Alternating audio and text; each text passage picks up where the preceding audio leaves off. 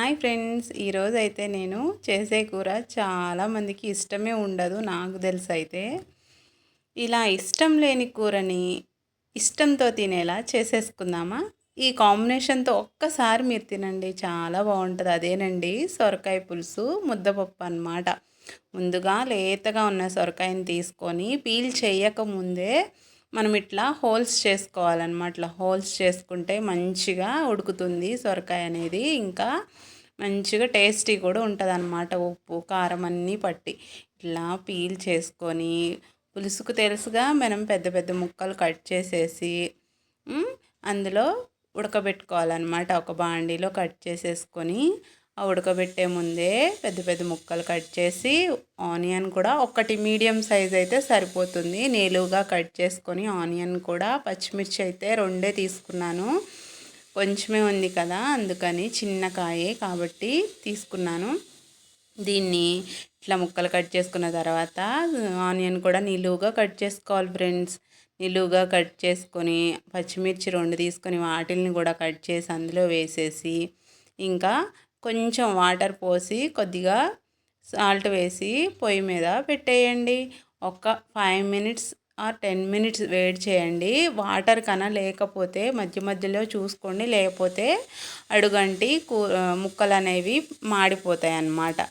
ఆ తర్వాత ముక్కలు అనేవి ఉడికిన తర్వాత ఏం చేయాలంటే, మీ పిల్లలకైతే ఇష్టమైనా, మా పిల్లలైతే వాళ్ళ గోల గోల చేస్తారు, ఈ కూర ఎందుకు పంపించావు మాకు బాక్స్ కానీ. అయితే ఖచ్చితంగా ఈ కాంబినేషన్తో పెట్టేయండి, ఎవ్వరు మాట్లాడుకొని తింటారనమాట. ఇంకా అందులోనే కరివేపాకు కూడా వేసుకోండి.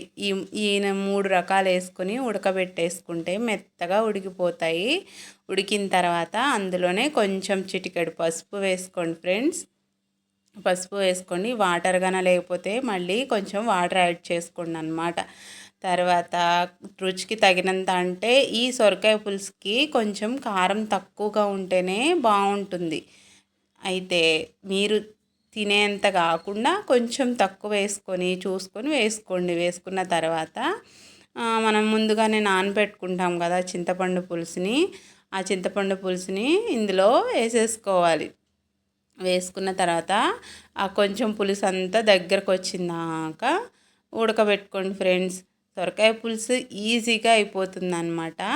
నాకు సొరకాయ ఇగురు కన్నా కూడా పులుసు అంటేనే బాగా ఇష్టము. కానీ సొరకాయలో పాలు పోసి కూడా కొంతమంది వండుతారు, అది కూడా బాగుంటుంది. ఈసారి ఎప్పుడైనా ట్రై చేస్తాను మన వీడియోస్లో, అది కూడా చూసేద్దాం ఒకసారి. ఇగో పులుసు ఇట్లా పోసుకొని ఒకసారి తిప్పేసి మూత పెట్టి దగ్గరకు వచ్చేంత వరకు ఉడికించుకోండి ఫ్రెండ్స్. ముక్కలు కూడా ఆల్రెడీ ఉడికిపోయాయి కాబట్టి ఎంతోసేపు పట్టదు, త్వరగానే అయిపోతుంది. తర్వాత ఇట్లా ఉడికిన తర్వాత టేస్ట్కి తగిన సాల్ట్ చూసుకోండి. నేనైతే ముద్దపప్పు కూడా పక్కన పెట్టేశాను ఆల్రెడీ, అది కూడా అయిపోతుంది అనమాట. సాల్ట్ చూసుకొని ఇక పోపుకి రెడీ చేసుకోండి.